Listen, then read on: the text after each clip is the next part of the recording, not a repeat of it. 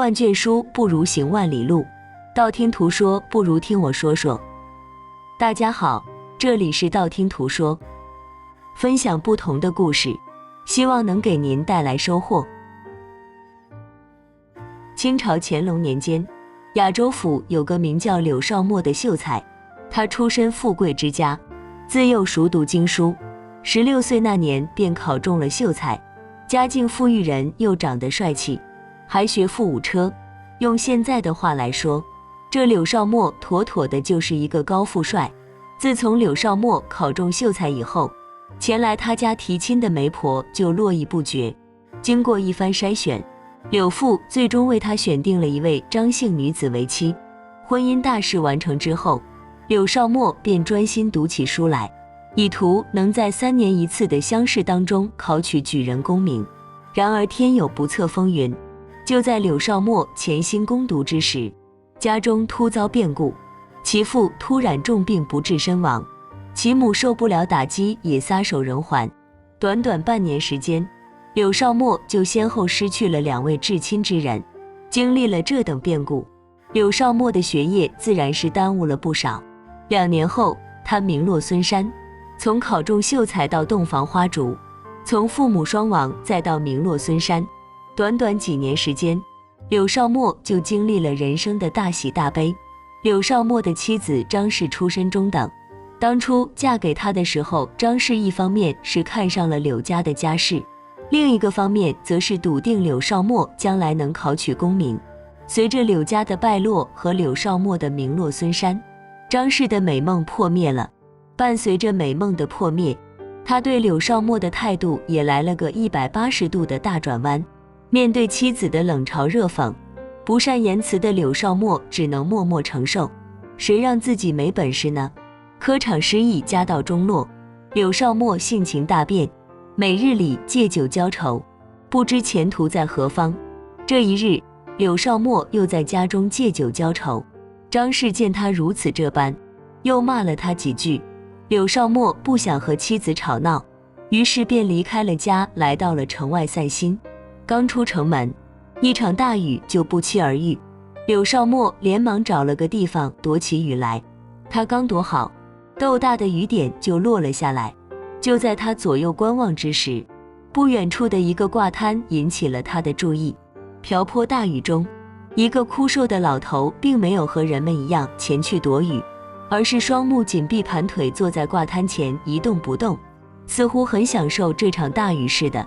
见雨越下越大，而那老头却不肯挪动半分。生性善良的柳少谟不由得替老头暗自着急起来，于是便扯开嗓子朝着老头喊道：“老伯，老伯，赶紧过来避雨呀！”令柳少谟奇怪的是，老头就像是没有听到似的。见老头无动于衷，柳少谟以为老头腿脚不便不能动弹，于是便冒雨朝着老头跑了过去，计划将老头背到此处躲雨。就在他刚跑到老头跟前，大雨突然停了。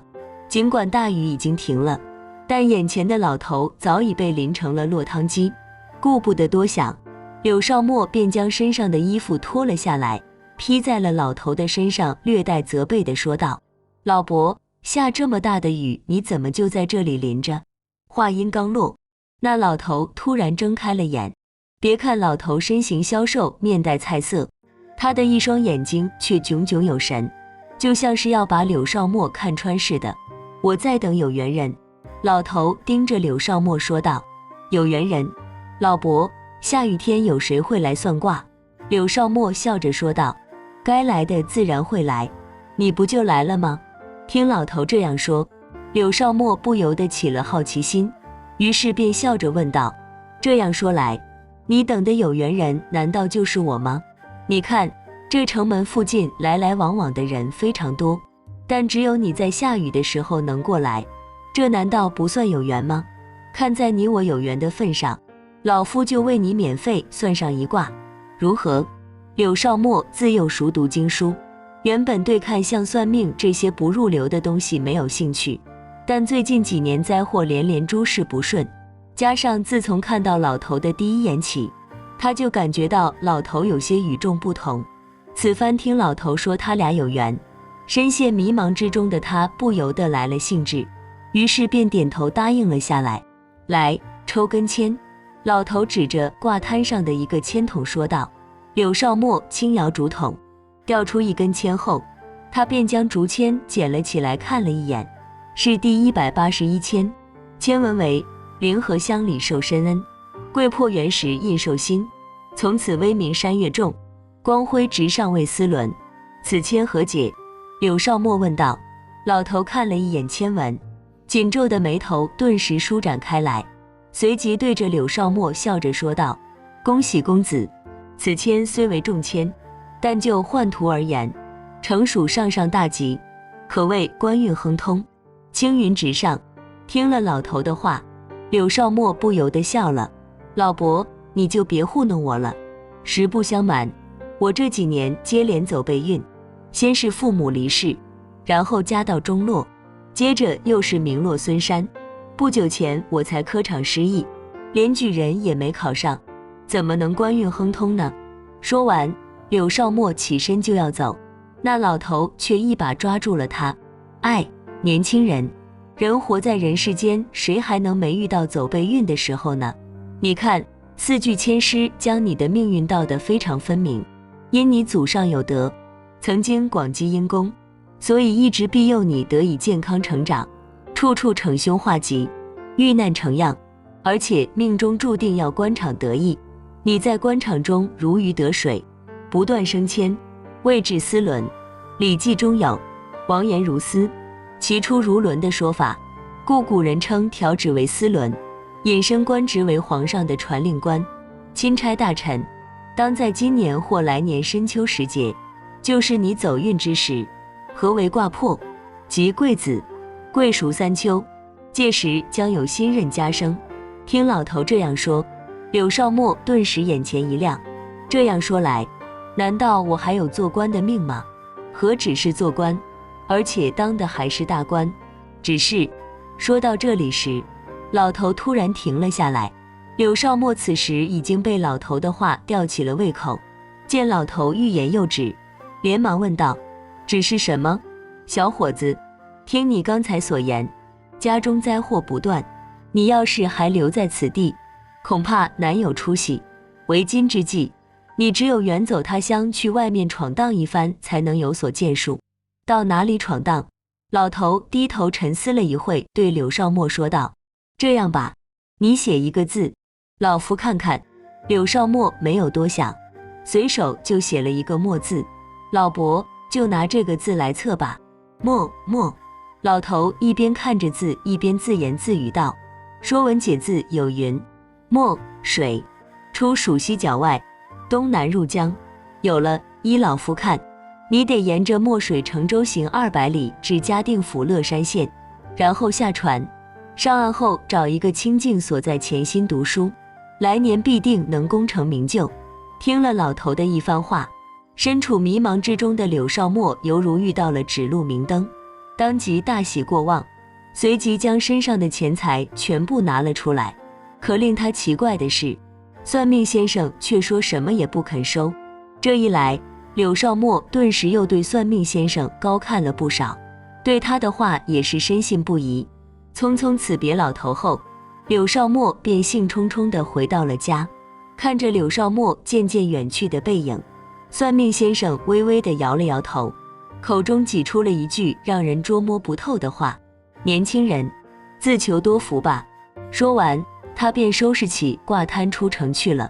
回到家后，柳少墨便把刚才遇到算命先生的事情对张氏说了，一边说一边催促妻子赶紧给他收拾东西。听了丈夫的话，张氏差点笑出声来。呆子，你不会是相信那老头的话了吧？老婆，不管他说的是不是真的，至少他给了我一份希望，就为了这点希望，我也计划拼上一把。你就在家安心等着吧，等我出人头地的那一天，一定回来接你。柳少墨说道。听丈夫这样说，张氏也就不再言语了。东西收拾妥当后，天色已经不早了。柳少墨随即决定在家休息一晚，第二天一大早再动身。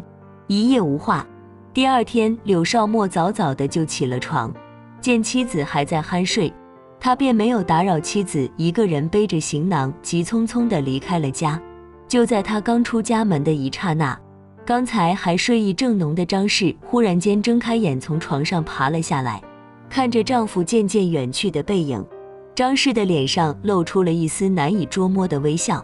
老头口中所说的墨水就在城外不远处。出城没多久，柳少墨就来到了河边。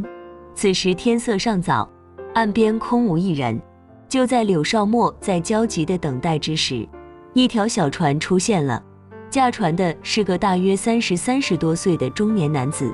此人长得五大三粗，一脸凶相。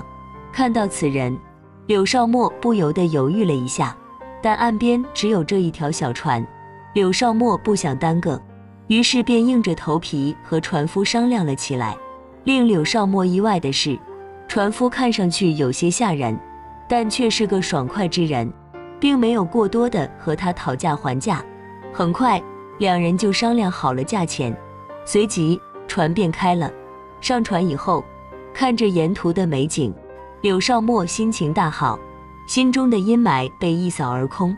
不知不觉中，船已经走了一半。就在柳少墨站在船头感慨万千时，船夫已然悄悄地收起船桨，朝着他走了过来。此刻，柳少墨的注意力全部集中在了岸边的美景上，对船夫的举动压根就没有太过留心。转瞬间，那船夫已经来到了他的身后。就在船夫要抬脚踹向柳少墨的后背时，忽然间一阵呼喊声从不远处传来：“救命呀！救命呀！”这突如其来的变故把柳少墨和船夫都吓了一跳。见柳少墨已经转过身来，船夫连忙收起了脚。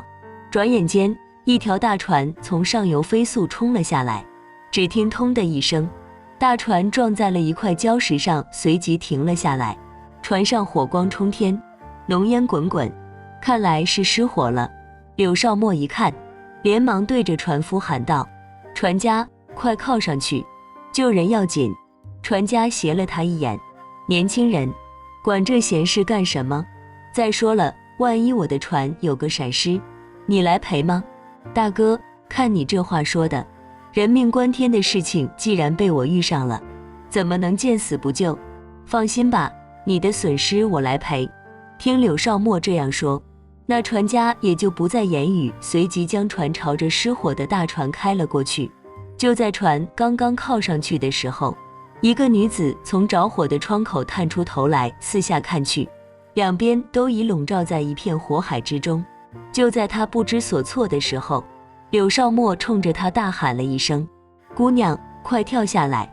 听到柳少墨的喊声后，女子并没有立即跳下来，反而在那里犹豫了起来。见她犹豫不决，柳少墨更着急了：“姑娘，你还等什么？快点跳，不然的话可就没命了。”听了这话，女子不再犹豫，从窗口纵身一跃，随即跳到了柳少墨的那条小船上。等到女子跳下来后，柳少墨这才看清楚了，原来女子身上的衣物已经被大火烧掉了大半。此刻的他用衣不遮体来形容一点也不为过。柳少墨这才明白了过来女子为何迟迟不肯跳下，他连忙将身上的衣服脱了下来，给女子扔了过去：“姑娘，先将我的衣服穿上再说。”将女子救上船后，柳少墨连忙吩咐船家赶紧离开。大约过了少半个时辰以后，见女子的情绪渐渐平复了下来，柳少墨这才上前问道：“姑娘，你姓甚名谁？家在哪里？”女子依旧惊魂未定，好半天她才哆哆嗦嗦地对柳少墨说了起来。原来女子姓袁，名叫秋云，家住嘉定府乐山县，半月前前往外地亲戚家串门，回家时船中不幸失火，同行之人有的被大火烧死，有的跳水求生，下落不明。不知不觉中，船已经到了乐山县，和船夫结算了工钱之后，柳少墨便将女子送回了家中。命运的改变往往就在一瞬间，柳少墨压根也没有想到，他在船上已经经历了一场生死变故。更令他没有想到的是，就是他救人的这个举动会给他带来多大的福报。来到袁秋云家之后，柳少墨才知道，袁秋云的儿父亲袁九文竟然就是当地赫赫有名的文学大儒。年轻时他曾多次参加科举考试，但老天似乎专门和他过意不去，学富五车才高八斗的他始终未能如愿。于是在经历了3次失败之后，袁九文便不再执着科举，索性在家教起了学生。他考试不中，教出来的学生却非常争气。10几年下来，他的学生中已经有好几个考中了进士，做了大官。得知是柳少墨救了自己的女儿，袁九文是万分感激。交谈中间，得知柳少墨的境况后，袁九文当即就决定要将柳少墨留在家中悉心教诲。面对袁九文的挽留，柳少墨哪能拒绝？于是乎，他便留在了袁家潜心求学起来。转眼间来到袁家已经半个多月了。为了怕妻子担心，也为了能将这个好消息告诉妻子，柳少墨决定回家一趟。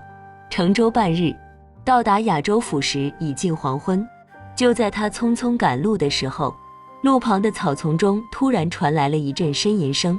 柳少墨连忙停下脚步，朝草丛中看去。草丛中，一个身形消瘦的老头正趴在那里哎吆哎吆地叫唤着。柳少墨赶紧俯下身子，将老头扶了起来。仔细一看，这不就是那天给他算卦的老头吗？老伯，原来是你呀，真是太感谢你了。我就是今天遇不到你，也要专门找到你向你致谢，真是多亏了你呀。柳少墨一脸惊喜地说道。老头的脸上青一块紫一块的，半睁着眼，他这才看清楚了。不过见到柳少墨，老头显得并没有特别惊喜，而是一脸羞愧之色。老伯，你这是怎么了？看样子像是被人打了。谁打你的？柳少墨关切地问道。年轻人，你还好吗？老伯，自从我上次算了卦以后，第2天我就离开家，朝着乐山方向去了。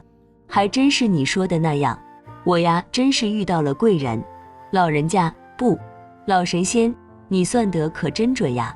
年轻人，实不相瞒，不是我算得好，而是你太善良了。老实告诉你吧，我就是个叫花子，那会算什么命呀？听老头这样说，柳少墨不由得愣住了。什么？老伯，你这话是什么意思？你不会算卦，那你那天对我说的那些话又是怎么来的？哎，年轻人呀，这都是个骗局。老头叹着气说道。骗局？谁设的局？为什么要骗我？从老头断断续续的讲述中，柳少墨这才知道了事情的来龙去脉。原来就在20多天前，一个名叫陆占元的男子找到了老头，将柳少墨家中的情况告诉了老头之后，陆占元便让老头假扮算命先生游说柳少墨乘船到乐山。至于陆占元为什么要这样做，老头并不知情。就在柳少墨走后的第2天，老头便找到陆占元索要酬金，陆占元却说什么也不肯给。老头碍于陆占元的淫威，也不敢大闹，只好忍气吞声。就在刚刚，老头又遇到了陆占元，于是他便又缠着陆占元要起了报仇。陆占元就把他狠狠地打了一顿。听了老头的诉说，柳少墨很是疑惑。陆占元和他是同窗好友，平日里2人的关系还算不错，他为什么要这样做？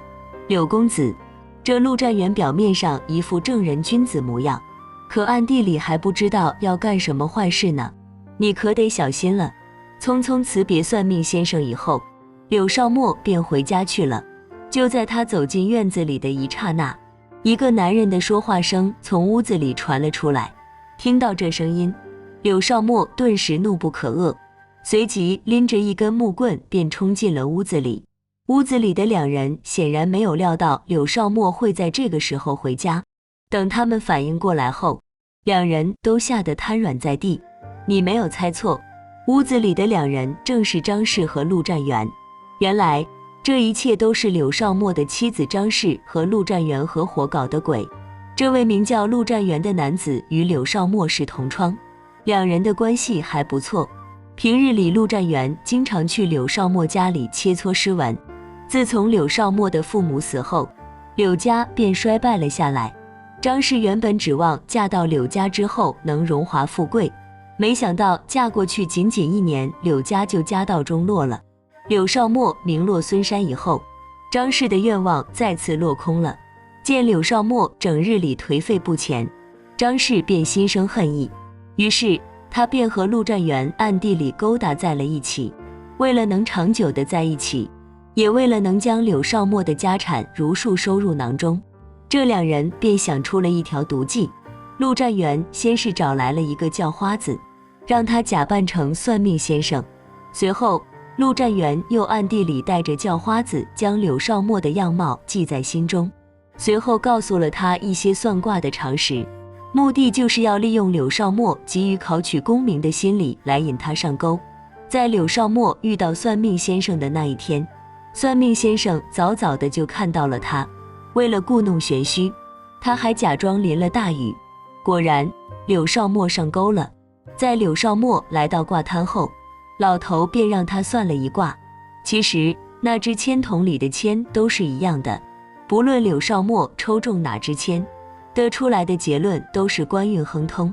算命先生又让柳少墨写了一个字。其实在此之前，陆占元已经将柳少墨名字中墨字的意思告诉了算命先生，他笃定柳少墨十有八九会写下自己的名字，即使柳少墨不写墨字，算命先生也会随口胡诌一顿，目的就是要把柳少墨往墨水上引。张氏和陆占元的计划就是将柳少墨引到墨水乘船之后，再买通船夫将柳少墨推进江水之中。那船夫其实是一个江洋大盗，事先陆占元便给他买了一条小船，让他守在河边，就等柳少墨上船。坐船走了一半以后，船夫见时机已经成熟，便计划将柳少墨推入江中。谁知道就在此时，袁秋云所坐的船却突然着火了。船夫见柳少墨并非万恶不赦之徒，便没有再下狠手。将柳少墨和袁秋云送到乐山以后，船夫便又折了回去。见到陆占元之后，船夫便说事情已经办妥，那陆占元便相信了他。拿上银子后，船夫便消失不见了。得到船夫的报信之后，两人一直以为柳少墨已经死了。再次见到柳少墨，两人还以为碰到鬼了，于是便吓得瘫软了过去。事情明了之后，柳少墨便将两人送到了官府查办，这两人也受到了严惩。将家里的事情料理完之后，柳少墨便变卖掉了家产，来到了乐山，跟着袁九文认真钻研起了学问。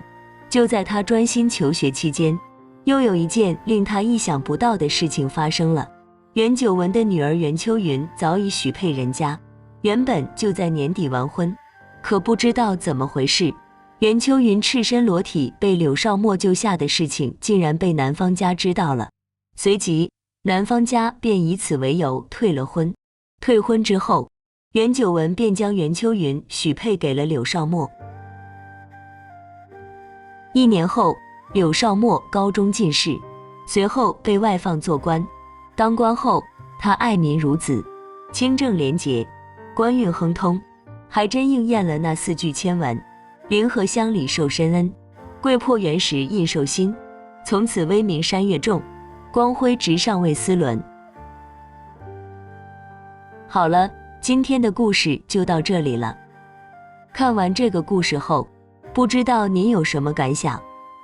欢迎在下方留言，不要忘了点赞和订阅，希望能给您带来收获。感谢您的观看，我们下期节目再见。